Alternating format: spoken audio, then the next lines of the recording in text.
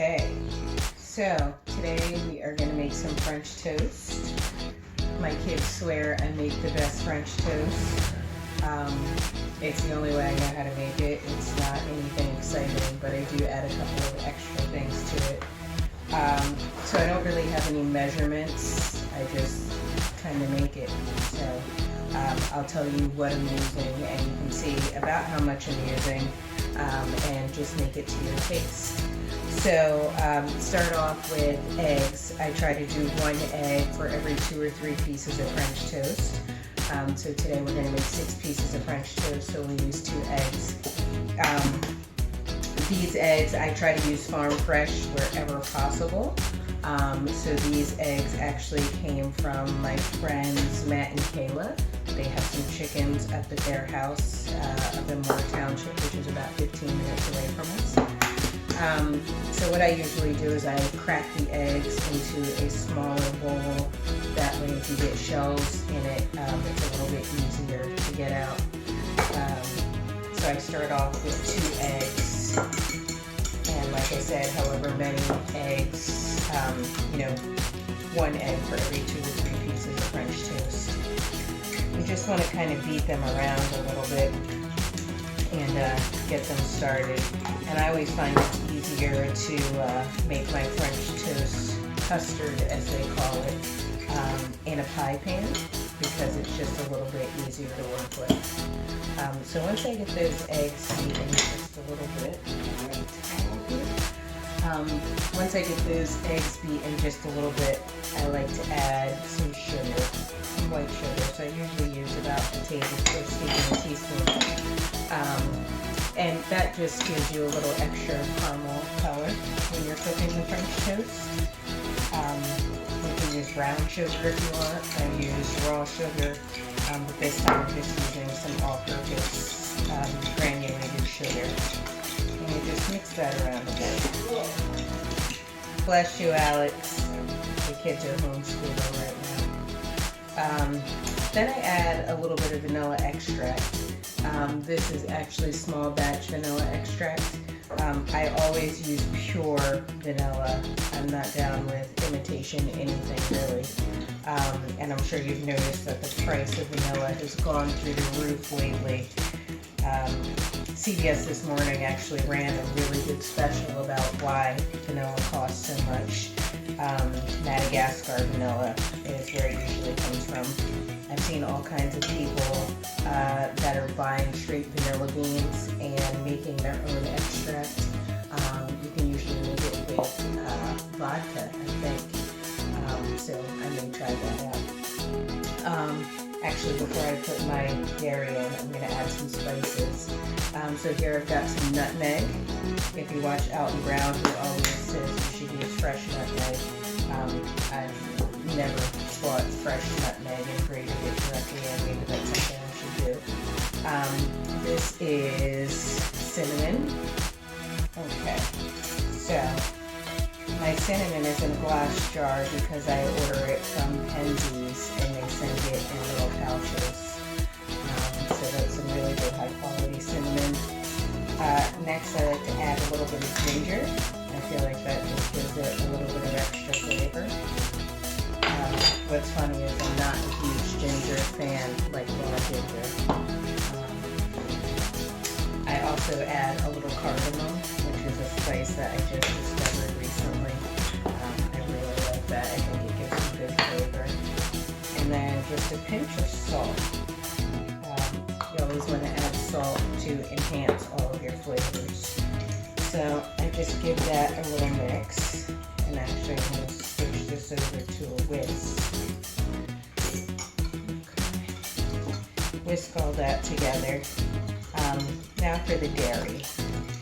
Some people use milk. I use half and half. I actually happen to have some heavy cream left over from some tomato soup that I made this weekend.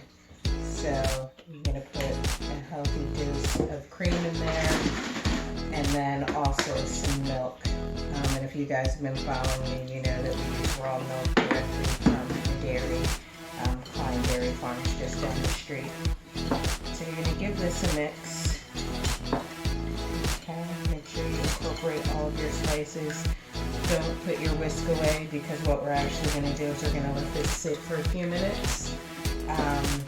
And then we're going to give it a little re-whisk before we make our French toast. So I'm going to let this sit for a few minutes while my griddle heats up, and then we'll actually put it all together. Okay. So you can see here I've got one of these big copper top griddles that we're going to make everything on. So I'm going to heat that up. I'm going to turn the griddle to, I don't know, I eyeball it, do it at about 350 and let that get nice and warm. And then we will put our toast together. Okay, so now we're ready to put it all together. So I take a nice blob of butter. You really don't need butter on a non-stick skillet, but I do it more for flavor than anything else. So, smear your butter on there. We've given our custard a nice stir, and now we're going to dip. So right now I'm using just regular old Myers Italian sandwich bread. It's very true that stale bread makes the best French toast. Not necessarily stale, but maybe day old. We love to use sourdough. That's always a favorite around here. So basically what you're doing is you're just going to dip your dip your bread into your egg custard and make sure that you're coating both sides, and drop it on your hot griddle. And you basically just want to cook it until the eggs are set, a couple minutes, and then you'll flip it over and do the same. Okay. So you can see that this is almost the perfect amount of custard for 6 pieces. So now we've got our toast down, and we are just going to let that cook. So I'm going to rinse my hands real quick.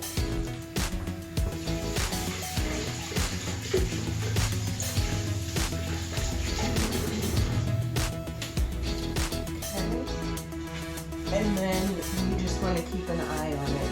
Nothing is worse than burnt eggs. So I'm going to get a nice fresh plate. Okay. And move that custard out of the way. And we are going to keep an eye on our toast. So basically what you're looking for is just a nice golden brown underside. And once it starts to get brown, you can flip it over. So you can see that nice golden brown, and here it's starting to get crispy. I usually flip them over a couple times, just because you want to make sure it's cooked all the way through. But you can see that nice color. And that's one of the reasons why I love using a little granulated sugar. It gives it that nice color, and it gives it a little crispy texture. Put that one over.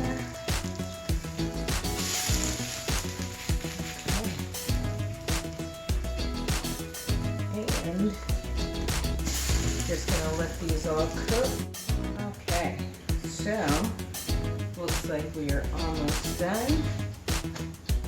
Yeah.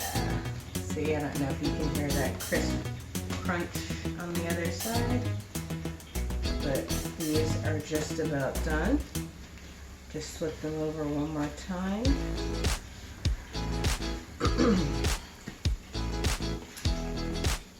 And this is one of the reasons why I like this nice big griddle too. I used to have a smaller one, but as the boys were growing, I started cooking larger quantities, and this is an excellent Christmas gift from a friend. So you can make a ton of pancakes, a ton of French toast. I actually use this during the day to make burgers. Now that the boys have been home from school since, March, you have to switch it up for lunchtime, so sometimes we do some bird bars. for lunch. And I think we are pretty much ready to eat. So what I'll usually do on the weekends, I'll cook up some bacon or some sausage to go with these, or Taylor ham. I'm from Jersey, so I call it Taylor ham. I should say I'm from North Jersey, I call it Taylor ham. A lot of other folks call it pork roll. But we'll serve that up, and sometimes I'll serve it up with maple syrup. Today we're having it with good old Mrs. Buttersworth because I'm all having maple syrup. I need to head down to Tucker to pick up some maple syrup and some other goodies later on today for a camping trip this weekend. But with that, I'm going to pull these off the grill. And you really don't have to re-butter them since you've already cooked them in butter. But I know some folks like the more butter, the better. So we're going to turn that off. And here you have it. Here is our completed French toast. So I'll add a picture of the boys when this up, but they will be happy to have a break from schoolwork and enjoy a yummy homemade breakfast.